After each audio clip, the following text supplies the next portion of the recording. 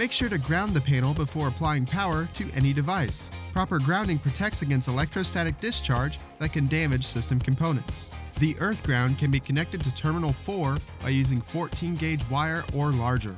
This can be applied to a cold water pipe or a ground rod. Alternate current power is ran to the XT here on terminals 1 and 2. Because the XT uses AC power, there is no positive or negative terminal listed. In this instance, terminal 1 will be positive and terminal 2 will be negative.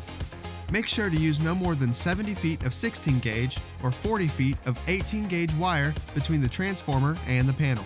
For the transformer, use model 321 plug-in.